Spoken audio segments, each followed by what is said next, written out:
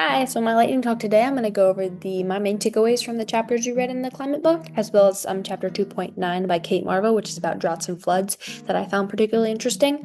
Just to preface, I'm thinking that my topic for my sustainability paper will be about agricultural runoff and, overuse of pesticides in that unsustainable practice that has and the consequences that has. So I'm going to be making a lot of connections to that idea throughout this recording. So here we go. So, the first takeaway I found from the climate book is that our economic and political systems are, designed for short-term success and, designed to fail the planet and us in the long run. And, leaders keep setting climate goals, then not meeting them, then creating new ones. They favor growth over sustainability. And there's often loopholes in legislation that, enforce that.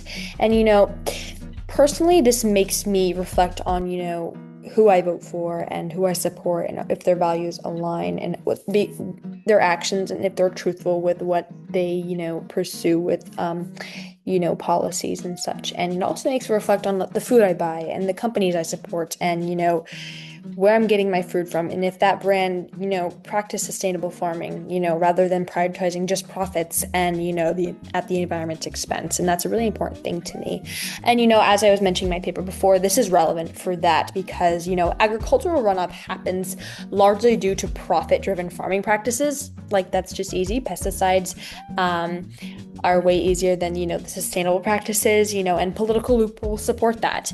And they allow continued fertilizer overuse, leading to algae blooms, which I hope to talk about in my paper as well.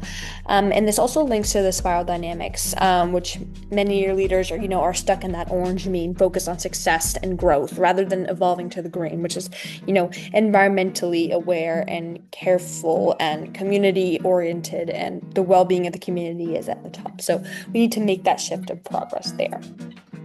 And then the second thing is about inequality and environmental justice. And, the readings show, especially in 3.8 and 3.16, how, wealthier countries consume more resources at the expense and, while the poorer countries suffer from the consequences of that.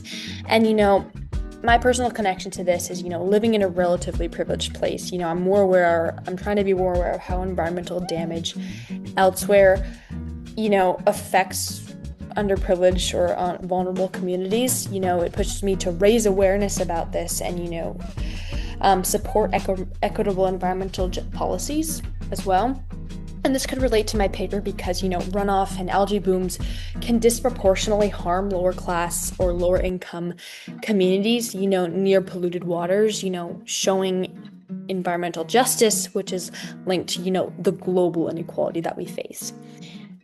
And so the third takeaway is, the book reminds us that no technology alone will save us. Real change comes through public opinion and grassroots movements and action and, sharing stories and educating and pushing for systemic shifts. And, I've started to do this. You just talk to people, just talk to friends and family about it, talk about sustainable farming and water protection and realize that everyone's voice matters. And this is like, you have to just talk about it. And, I'm going to apply that to my paper because, community engagement is crucial in reducing agricultural pollution. Awareness campaigns can motivate farmers and policymakers to, adopt practices that reduce runoff and protect lakes. And that only happens if we talk to each other about it. And then the last thing is about 2.9, about Kate Marvo, droughts and floods.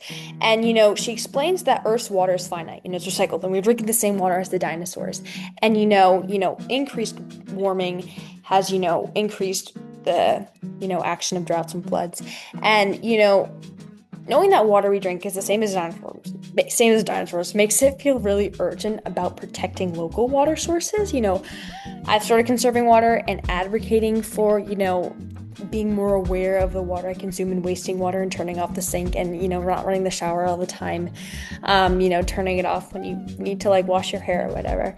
And, my paper could connect this because, droughts concentrate pollutants in water, worsening algae blooms, and then while floods increase the runoff, that could, increase algae blooms. And understanding this cycle shows how sustainable farming and water management are vital, and those are really important connections I could make to my paper. So, yeah.